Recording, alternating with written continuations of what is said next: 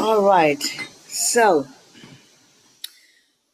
before entering monastic life, Bhikkhu Cintita, who earned a PhD in linguistics and an MS in computer science, was a professor of computer science at Southern Illinois University and worked in the corporate world doing research and development in artificial intelligence, which is what brought him to Austin, Texas. In 2001, Bhikkhu Cintita retired from his career to devote himself to the practice and later teaching, which he has done ever since. He spent 1.5 years in Tasajara Zen Monastery in California, then ordained as a Zen priest in 2003 at the Austin Zen Center, which he helped found a few years before. He lived, trained, and taught at the Austin Zen Center for 6 years. In 2009, he traveled to Myanmar, where he ordained as a Theravada monk. Since returning the following year, he has been affiliated with the Burmese Sitagu monasteries in Austin and in Minnesota, where he has been engaged in scholarship, teaching, and practice based on the earlier stratums of Buddhist texts. He currently resides in Minnesota. Welcome, Bhante, and the floor is yours. Hey, well, I'm glad to be here once again. Always delighted. The Buddha, shortly after the Buddha's awakening, he first spent some weeks in the forest just meditating, and then decided to start his teaching career. He decided to seek out the 5 ascetics that he had been practicing with for several years, who had abandoned him once he started on the middle way and had begun eating. So he went to seek them out. On the way, the first person he met was an ascetic of a different order. And the ascetic responded to the Buddha. He seemed to glow. Something seemed to be special about the Buddha. He had only been the Buddha for a couple of weeks, and so the Buddha, this ascetic inquired, and the Buddha told him what had happened. That the ascetic wanted to know who his teacher was. He said he has no teacher. He figured it out all by himself. And then he said the Buddha said what he was about to do. He says, I go now to the city of Kasi to set in motion the wheel of Dhamma. In a world that has become blind, I go to beat the drum of the deathless. So this is an interesting expression, to beat the drum of the deathless. Beat the drum means he's going to announce or teach the Dhamma. And he summarizes the Dhamma that he had himself personally realized as the deathless. So the deathless is a common term that you hear in Buddhist circles. It's usually equated with the unconditioned also, and also with nibbana. The ascetic that the Buddha was speaking to didn't believe any of it. He said, oh, may it be so, shook his head and walked away. So he kind of blew his first opportunity of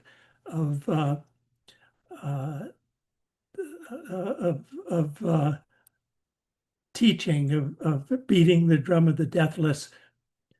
So eventually he found the 5 ascetics and taught his first sermon, which is called the turning of the wheel of Dhamma, the first turning of the wheel of Dhamma. What he taught was the Noble Eightfold Path, the Four Noble Truths, and the Middle Way. And while he was teaching, something unusual happened. That is, among one of the monks, whose name was Kundanya, one of the ascetics, it said that while this explanation was being given, there arose in Venerable Kondanya the dustless, stainless vision of Dhamma. Whatever is subject to origination is all subject to cessation. So Kondanya had an insight, and this insight was very, very important because we're also told that a cry shot right up from the Brahma worlds, and this 10,000-fold cosmos shivered and quivered and quaked, while a great measureless radiance appeared in the cosmos, surpassing the effulgence of the devas. Kondanya had not achieved awakening. That would come later. In fact, all 5 of the ascetics who are present at the first turning of the wheel would achieve awakening later. But Kondanya definitely had a breakthrough. And this is called the vision of the Dhamma.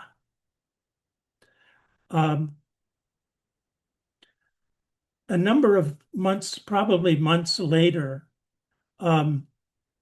there were 2 Brahmin ascetics, whose names would later be Sariputta and Moggallana. They would one day become the Buddha's foremost disciples, very famous, especially Sariputta. They had been looking for a teacher. They were just ascetics looking for a teacher who would teach them the way to the deathless. So the word deathless was actually used before the Buddha, but the Buddha discovered what it meant. Very often the Buddha would adopt terminology from Brahmanic ideas, but he would change the meaning. So Sariputta and Moggallana agreed that if one of them met a teacher or had an opportunity to meet a teacher who would teach them the way to the deathless, that the other one should be contacted immediately so they could both take this opportunity to learn together. One day, Sariputta spotted a wandering ascetic going for alms, walking from house to house. And he noticed that there was something very, very special about this ascetic, just his whole demeanor, how mindful he was as he walked. And this ascetic was named Asaji, and he was one of the first 5 disciples of the Buddha. And so Sariputta followed him and then asked him, "Who is your teacher?" And he said, the sage of the Sakyas is my teacher. Sariputta had never heard of him. So Sariputta asked, "What does he teach?" And this is what Asaji said: "Of those things that arise from a cause, the Tathagata has told the cause, and also what their cessation is. This is the doctrine of the great recluse." And on the spot, Sariputta experienced the vision of Dhamma. He just had to hear that one verse. I'll repeat the verse because it's hard to glean meaning from it easily. But Sariputta was sharp enough and advanced enough in his practice that he understood it. Of those things that arise from a cause, the Tathagata has told the cause, and also what their cessation is. This is the doctrine of the great recluse.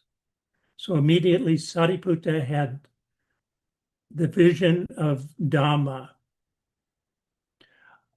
Notice that for Kondanya, his realization is described as whatever is subject to origination is all subject to cessation.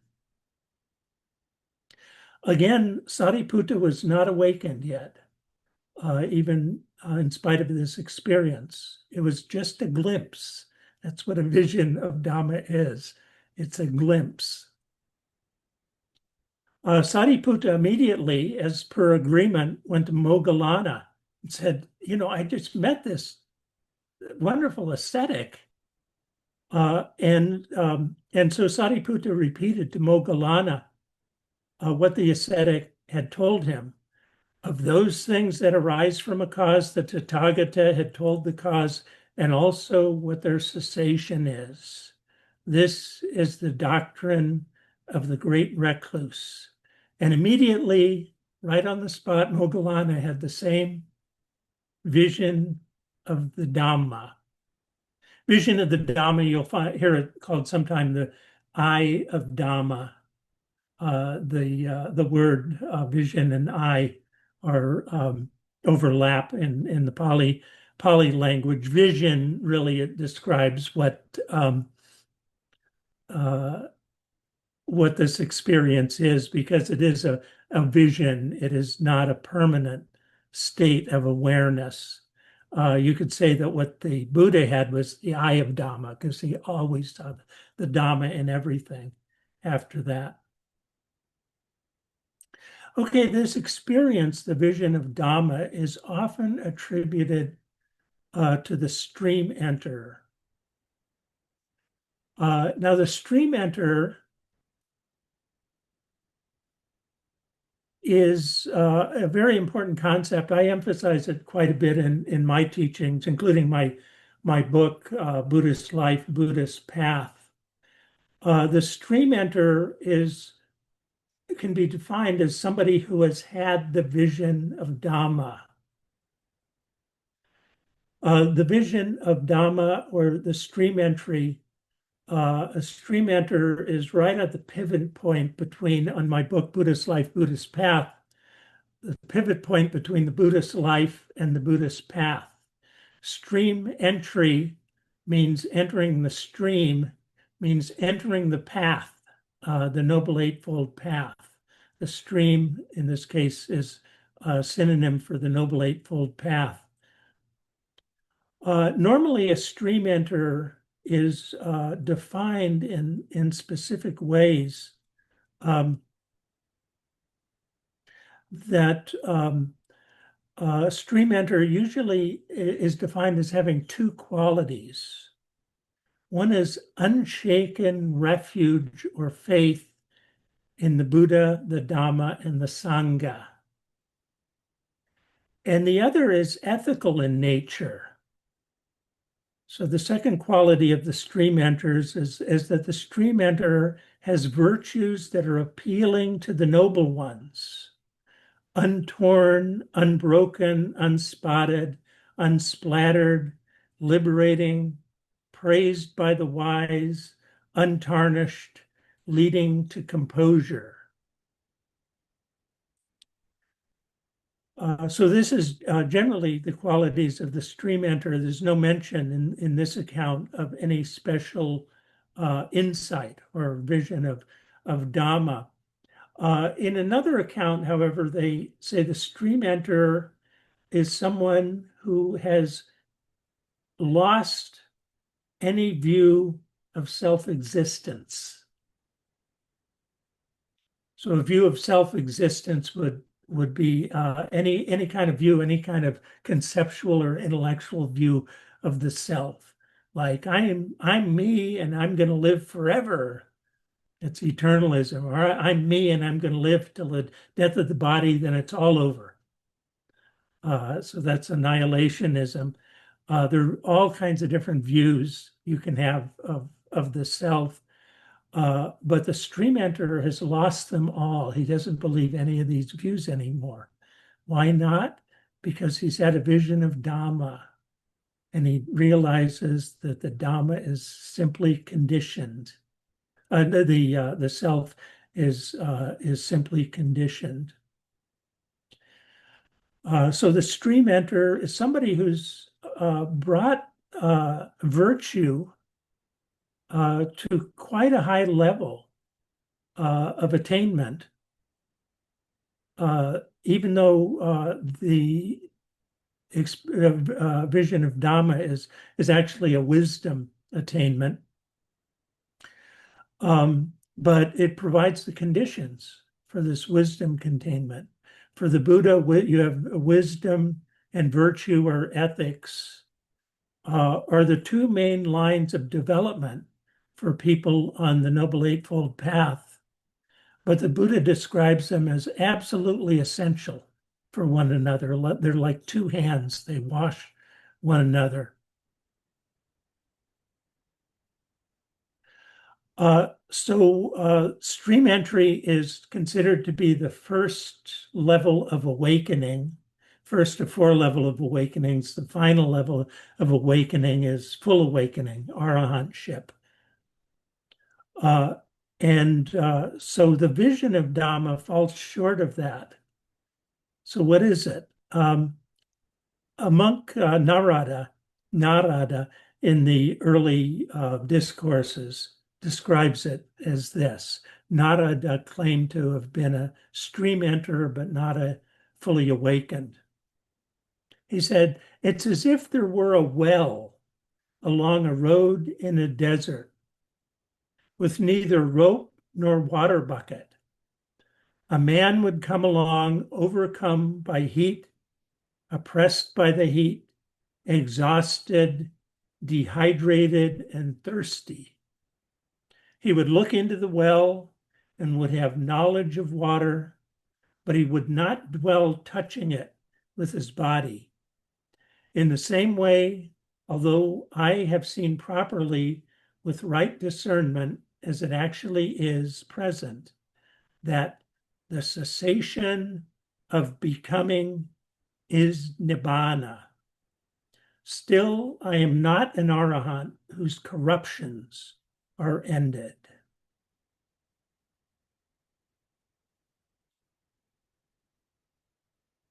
Okay, so what is this vision of Dhamma? What is it? What does that mean, the deathless? What does it mean, the unconditioned?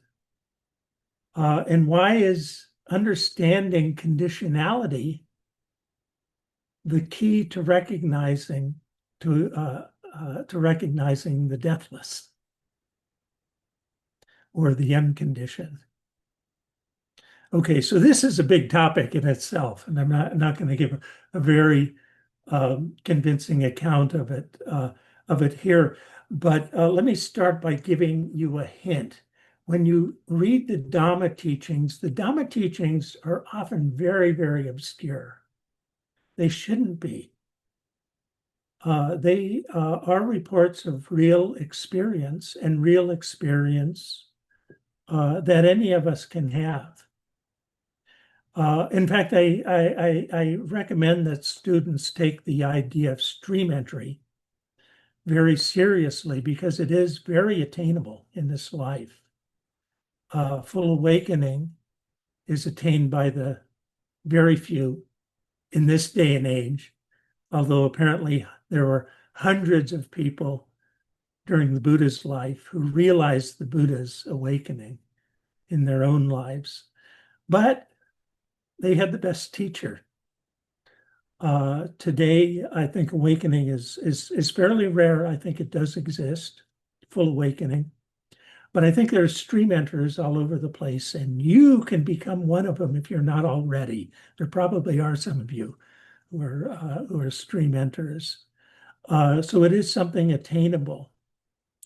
As I say, a stream enterer is one able to enter the path. What does that mean? Now, if you're not a stream enterer, you can take up any path practice you want. So almost all of you are probably meditators. Meditation is a path practice. It's considered to be a very advanced practice by the Buddha, and yet people take it up willingly. And I don't want to discourage anybody from doing that. Meditation is is wonderful and actually may contribute to the insight that constitutes the vision of Dhamma in your life. Um, but um, but stream entry, what it is about the stream enter is the stream enter is in a position to take full possession of the path. The stream enter will understand where the path leads because of the vision of Dhamma. So for the stream enter, most of us starting out on the path, we look ahead at the path and it immediately makes a turn, goes around a hillside or around a bush or a tree, and then is lost. And as we progress, we may be able to see a little more of the path, but the path will still recede or disappear behind something or other. So the stream enter with the vision of Dhamma, it's as if the stream enter can climb a really, really tall tree from which he can see the whole path and see there it is. It reaches awakening.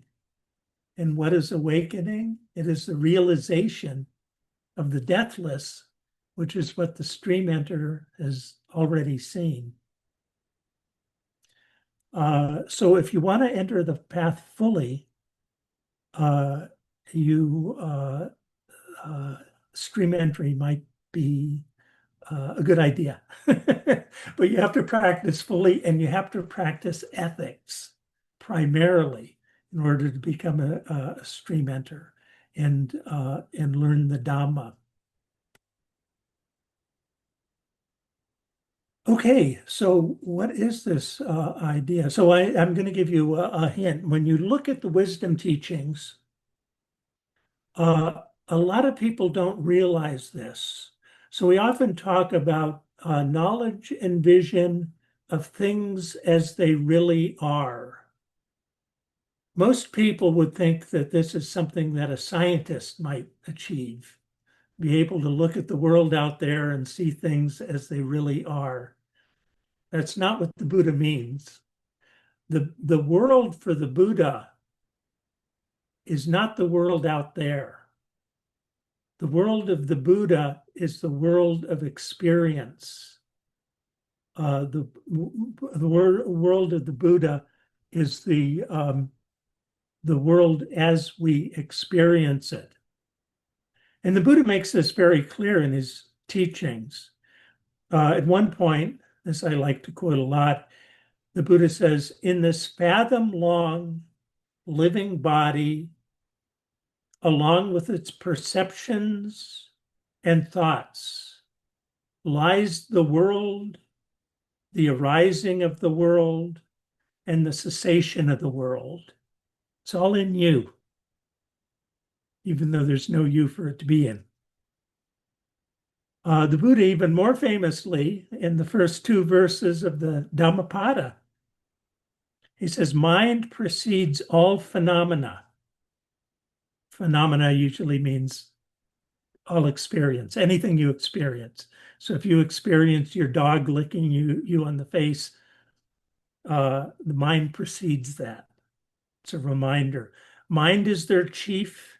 They are all mind made. If with an impure mind, a person speaks and acts, suffering follows him like a wheel that follows the foot of an ox. Mind precedes all phenomena. Mind is their chief. They are all mind made.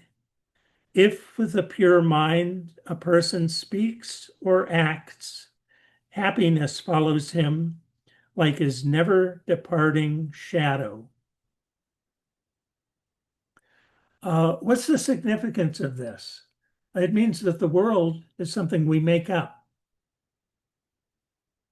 What its correspondence is to some supposed theoretical world out there beyond our experience, a world that would be there even if we were not experiencing it. We don't know. We have no way of accessing that world directly. We can only experience things that give us evidence of that world.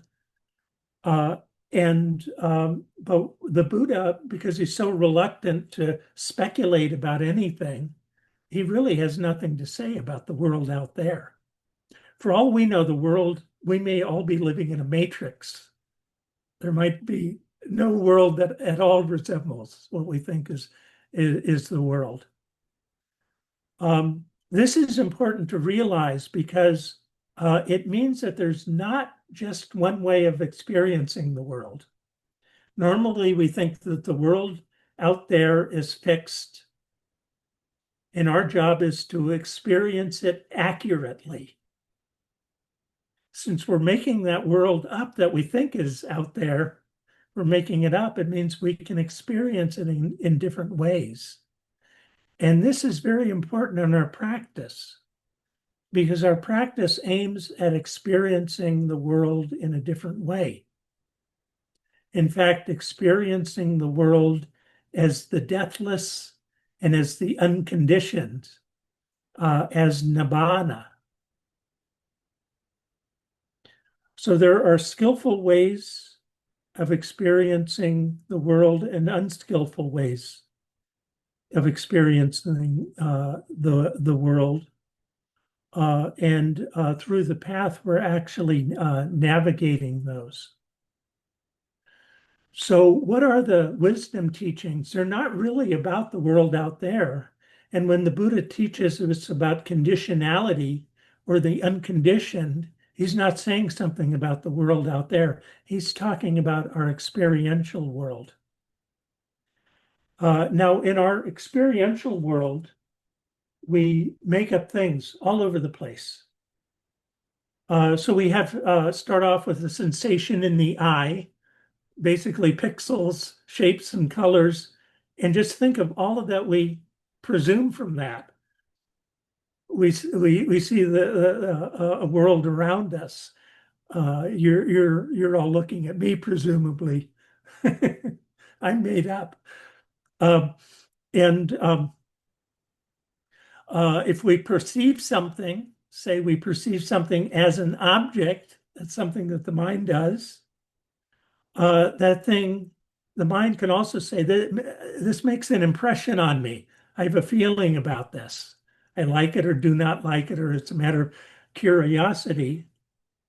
And then pretty soon to add that, we add to that craving. I want that.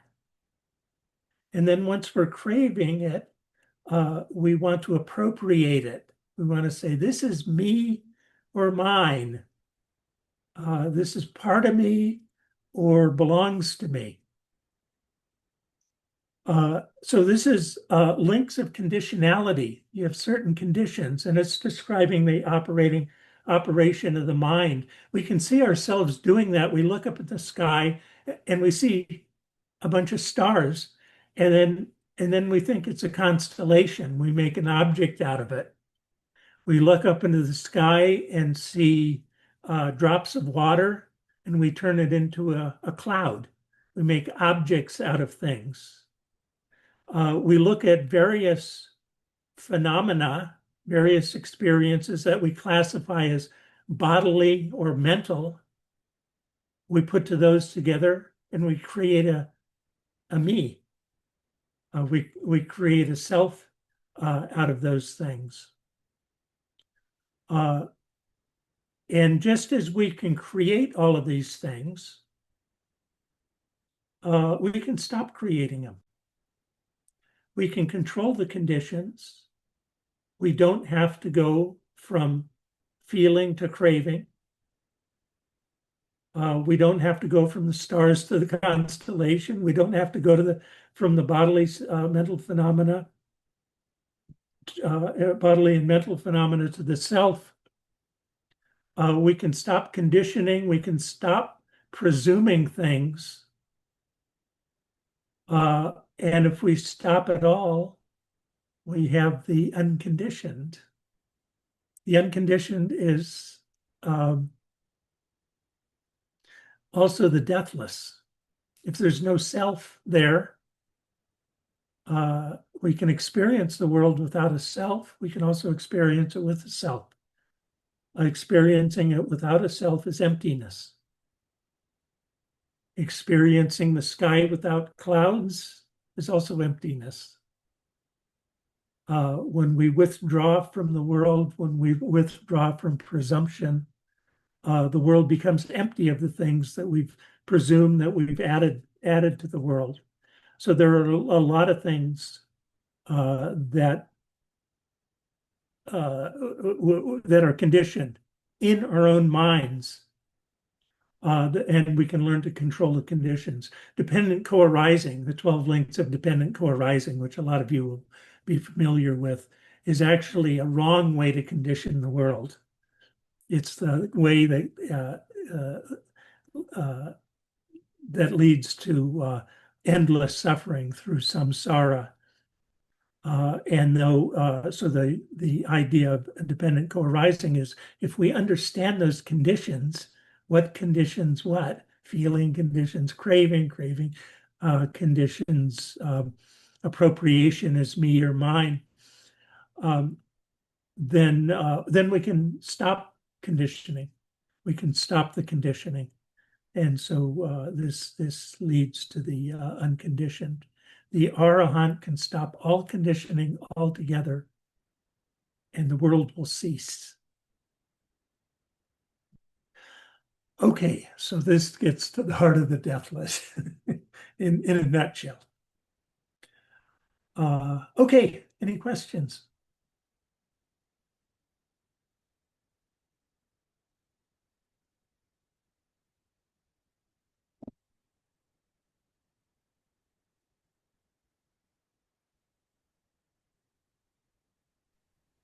Everything crystal clear? Yes, Bante, thank you for the teaching. So, what do we have to do? What the things we have to do in order to become a stream enterer? And how do you know that you are a stream enterer when you achieve the state? So stream entry comes with a kind of experience. It may be something that people realize slowly, but it can actually be quite a shocking experience and a scary experience for some people. It can be very disorienting at first. The world basically falls into fragments. All at once, you realize suddenly you're living and there's no self there. Thoughts are happening, bodies moving, you're digesting your breakfast, but there's no self to hold it all together. Is very common part of the experience. So the idea is although this is a worthy achievement, you can best achieve stream entry or any level of achievement in Buddhism by not worrying about what you're trying to achieve. You can put that in your mind, but don't say, today I'm going to be a stream enter. That'll totally disrupt your practice. It just adds too much energy to the mind. But there's a lot of advice on stream entry. And one is that you become a stream enter by following basically the basic premises of Buddhist life. Practice generosity, you practice precepts, you begin to become aware of your intentionality and what it is to have skillful intentions and unskillful intentions. The Buddha says that the unskillful intentions are those based in greed, hatred, and delusion. You recognize your own greed and hatred, or your neediness and aversion to things, and realize that when you act on the basis of those motivations, usually bad things result for other people. Or very commonly they result. So you give a lot of attention to ethical practices, right speech, right action, which are also path practices, but they begin in Buddhist life. And these are within the scope of anybody, especially the beginning practices. Generosity is the number one practice, and you in Buddhist circles, you see that we put a lot of emphasis on generosity. Monastics live entirely on the basis of the generosity of others. And the Buddha set it up that way and made it very difficult for monastics to survive without that generosity. We're not even actually allowed to cook for ourselves because the Buddha wanted this generosity really to be the lifeblood of the Buddhist community. But it requires we're starting to work with the mind, look at your intentionality, which most people are not very introspective. Introspection, I think, is not very highly valued in Western culture. It is certainly in Asian culture, but introspection is really required to understand your own intentionality, because you cannot really establish virtue unless you understand your own motives in yourself. This is the main thing. The other thing is to hang around with admirable friends. So this is a very important concept for the Buddha, admirable friendship. Admirable friends are basically people that can help you progress. They are usually understood to be the noble ones. So you hear the word noble a lot, the Four Noble Truths, the Noble Eightfold Path. There are noble ones, and noble ones are stream enters or those of higher attainment toward awakening. So stream enters are considered to be noble ones. A lot of stream enters are lay people. You don't have to be a monk to be a stream enter. But of course, monks and nuns practice 24/7. And so you'll find most stream enters among the monastic sangha. But hang out with people. And not all noble ones are good teachers, and some noble ones aren't particularly sociable. In fact, a lot of noble ones are out there in the forest practicing alone. They go into the village, collect alms, then go back into the forest, living among the tigers and pythons.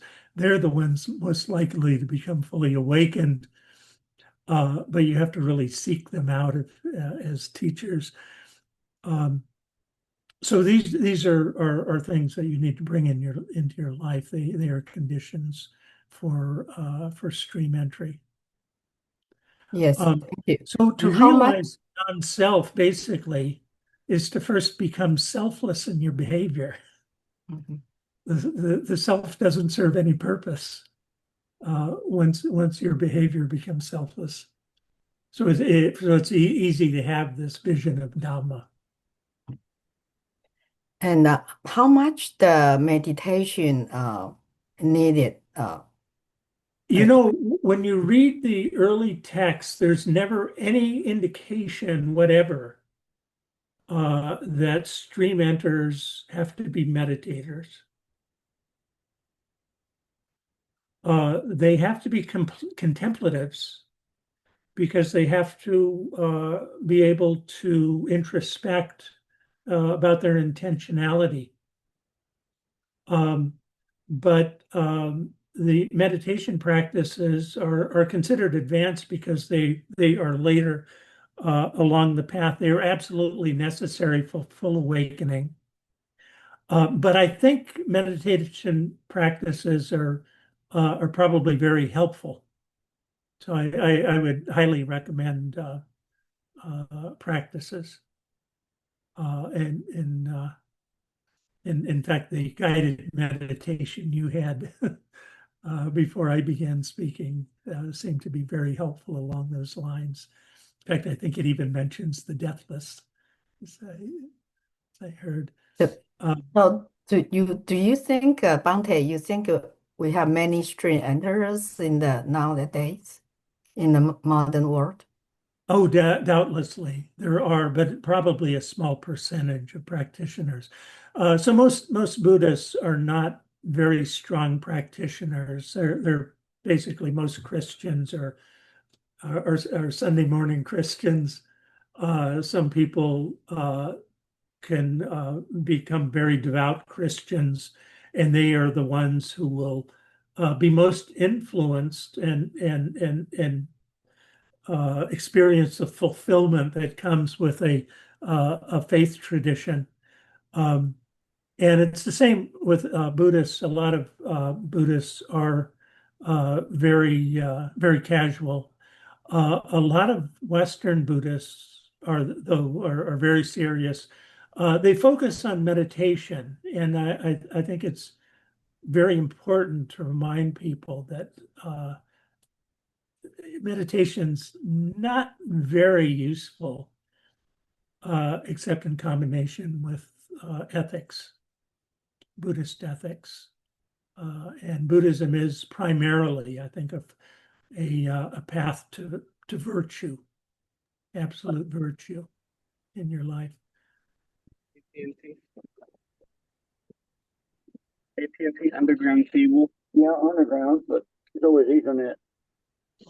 I'm pretty sure it's fiber optic. I didn't hear that. Was somebody speaking? Okay. Is there a question? Yeah, David. Perfect A1.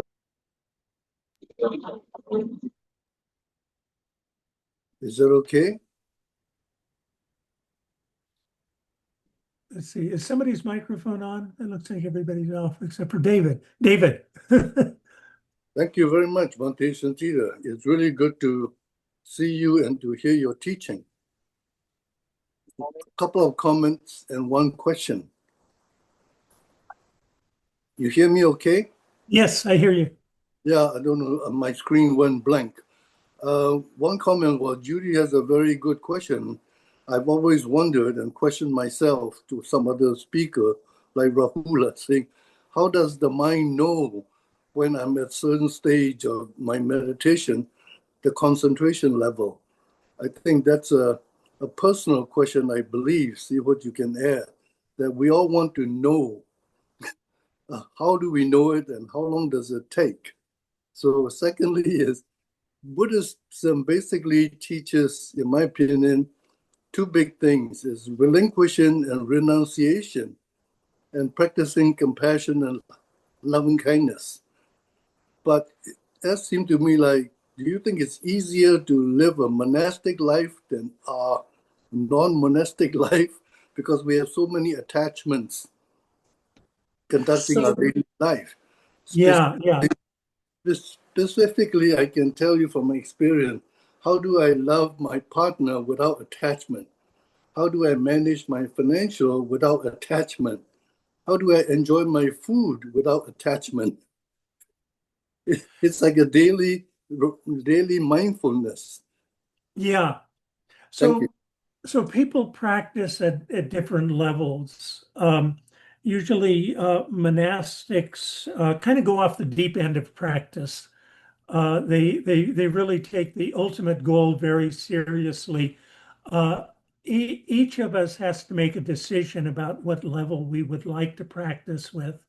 We might change that decision to a different level of practice later in life. And so I would recommend that, if you have family members or people who are dependent on you, that you not become a complete renunciate, because that can harm other people. Um, the so if you're married and you want to become a monk, you should have permission from your spouse. This is very common among the Burmese. There will be a Burmese couple They will be married. They will have kids. They will have careers. And about retirement age, the kids are gone. They're getting older. One of the spouses will say, I want to become a monk or I want to become a nun. And it's very common for the other spouse to respect that. What it entails is that you have no physical relationship with your spouse, but the spouse often becomes your main lay supporter. And I've seen this happen. It's quite common in Burma and quite well respected. But certainly if you have children, be attached to your children above all else. When they leave home, they usually forget about you faster than you forget about them, but they will always be present in your life. Your family will, but it's important that that you really not be responsible for somebody else's welfare. To become a monastic or to become a full renunciate, which you can theoretically do in lay life. The question about what jhana you're in is a difficult one to answer because people do not agree what jhanas are. Especially within the Theravada tradition. We actually have two traditions about jhanas. We can go back to what the Buddha says about jhana. But most of Theravada, Theravada meditation is most influenced by the Visuddhimagga, the path of purification, which is a text compiled in Sri Lanka almost 1,000 years after the Buddha, and highly influential.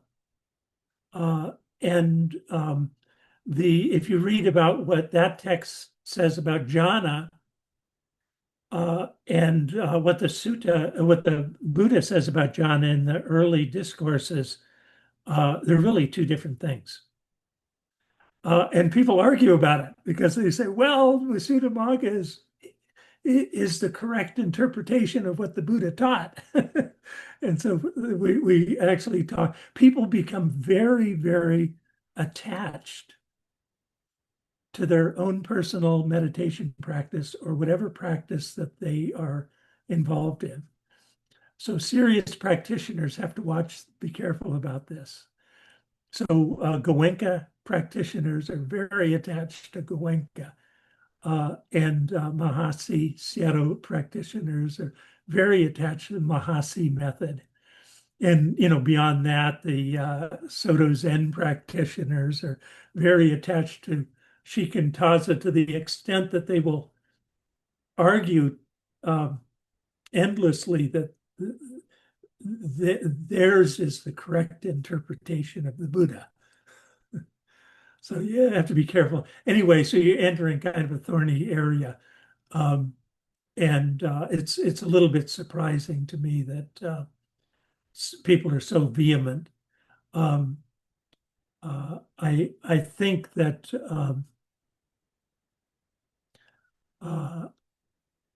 okay, somebody's saying, the Buddha also said about attached to ritual, I think, in the chat. So the Buddha, the stream enter, another quality of the stream enter is the Buddha stream enter is not attached to certain behaviors or observances.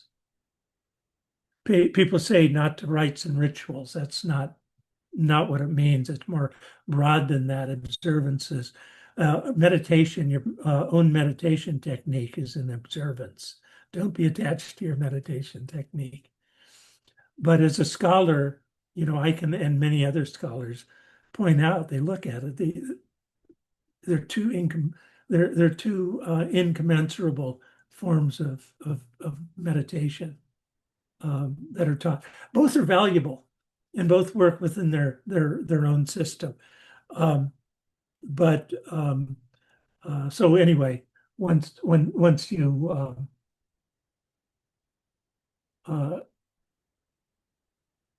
tell me which kind of jhana you're talking about, then I can say something about the question. I'm a strict sutta person, by the way. I really don't. The commentarial tradition and the Visuddhimagga are very valuable, but I find it's easiest to sort things out if you just stick to what the Buddha said, the very earliest texts. And so in all of my writings, I do not depend on later teachings. Yeah, Bhante, but the problem is in the sutta, in the Nikayas, Buddha is not being very specific on all the respect, because he said in the sutta it's all just in a very general ways. There's not a to-do list or a way step 1, 2, 3.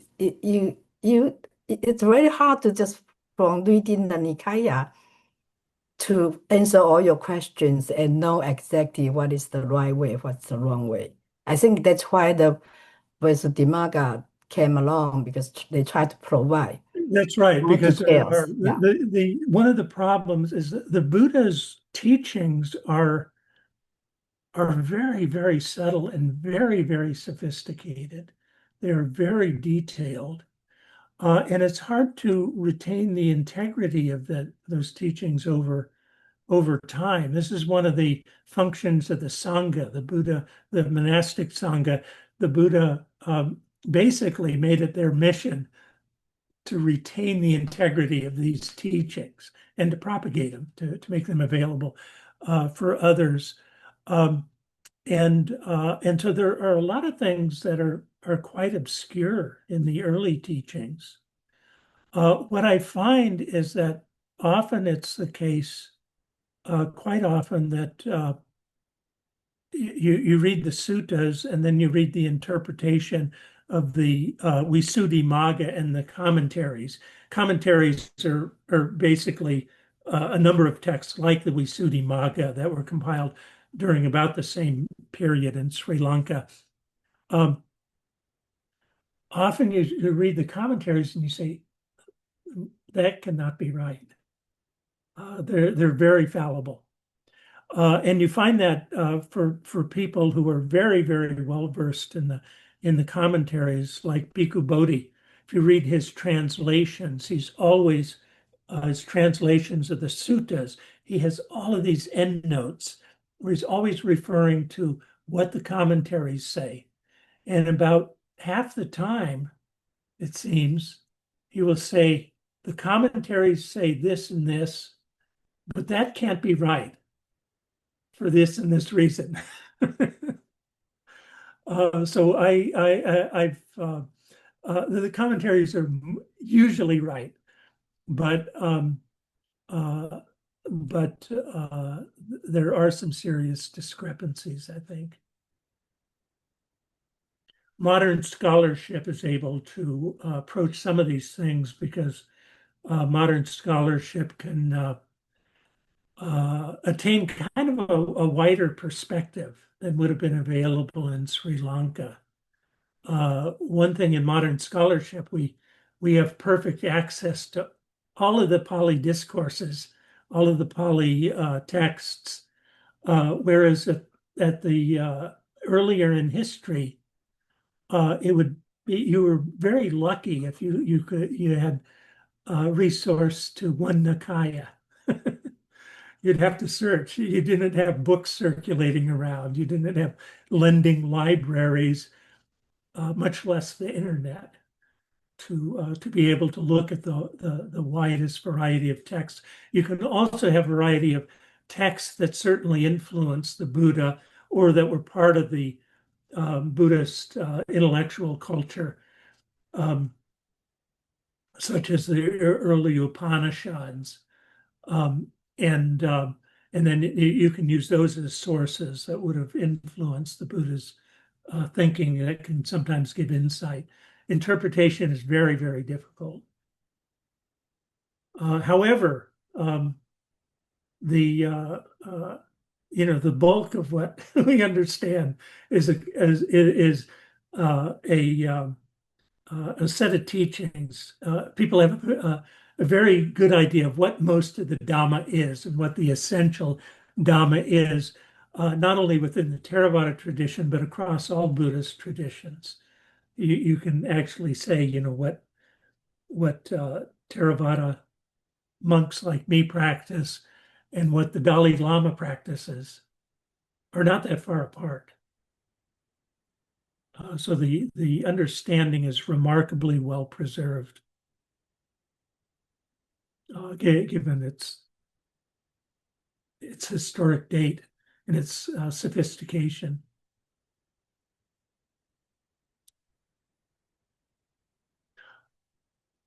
Okay, anybody else?